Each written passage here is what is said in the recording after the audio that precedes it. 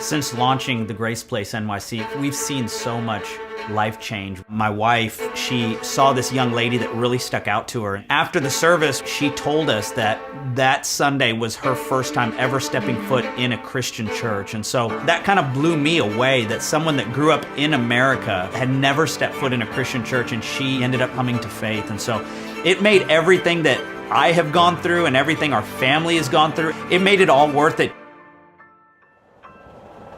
Spiritual warfare is a major part of church planting, and when you go into the front lines, the enemy does not like that.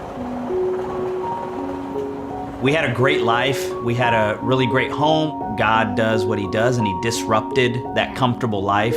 So we were sitting in this missions conference, and the church planter was sharing his story and how he started from scratch, and Priscilla leaned over to me and she whispered in my ear, "Doesn't that make you want to plant a church?" My initial reaction was absolutely not. But when you say that, what God usually does is he puts that very thing that you say you'll never do on your heart. That desire to plant a church just got stronger and stronger. The first city that came up was New York City, and so really felt like we were supposed to plant this church from scratch. We talked about the different places. New York City was just a no-brainer.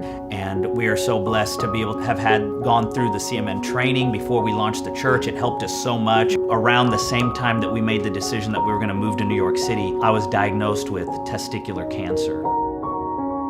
It kind of rattled our decision. I remember having conversations with Stephen and him just feeling like maybe we should wait a little bit longer. I just remember just speaking out like cancer just does not get to decide the timeline of God's call on our lives. I didn't have to undergo chemotherapy treatment. I ended up getting the surgery. It was successful. 3 or 4 weeks before we were scheduled to move to New York City, I finally got the green light. Even from the finances, we didn't have enough. And we just were like, okay, God, we're like packing our boxes. Like, okay. The Sunday before we moved, we had raised all of our finances. So we embarked on the craziest journey of our lives, and we moved from a 1,600 square foot house into like a 500 square foot apartment, walking up 5 flights of stairs with groceries, with laundry. But you find your way around the uncomfortability when God's dream is just big and you can feel it. We were really excited about the launch of our church. All of our resources, all of our energy, all of our effort was going towards this launch service.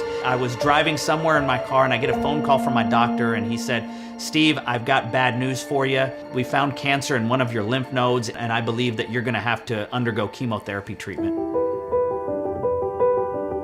That was like a punch to the gut. I don't think I've ever been more disappointed in God than I was in that moment. Like, you sent us here, you called us here. God, what are you doing? This is really hard and scary. And so, we walked to a coffee shop on the Upper East Side, and there was a bench sitting out there. And then I just leaned over to Stephen and I was like, let's just worship God here and now. We worshiped, we prayed, and we cried. Something really cool happened while we worshiped. We just really felt that heaviness just broke off of us. Yeah. We decided that cancer was not going to dictate or determine the timeline of God's call in our lives. And so we're gonna launch the church even though I'm undergoing chemotherapy.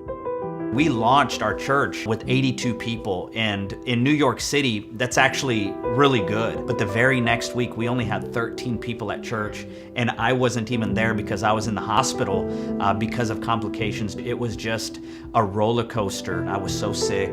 I was hospitalized. My entire body was shutting down, and I was accruing hospital bills. I gave every ounce of strength in my body to drag myself and preach, and we would get to church and there would be like 10 people.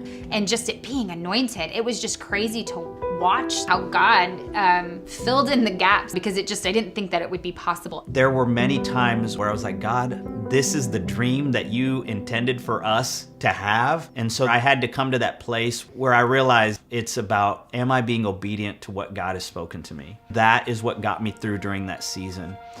God doesn't call us to be successful, he calls us to be faithful. Church planting is all about who is willing to get up once you get knocked down. Prayer work, I am cancer free. Yeah. Me going through cancer has really taken my ministry to the next level because I am able to identify with people's pain. Whether you're killing it in your church planting process or you're about to quit, I just want to encourage you to keep moving forward, to keep being faithful to what God has called you to do. Our entire baseline is just obedience and obeying God in what He's called us to do. You're gonna get knocked down. There's gonna be obstacles, there's gonna be things that come your way, but God is faithful, and if you'll get back up, He'll continue to use you.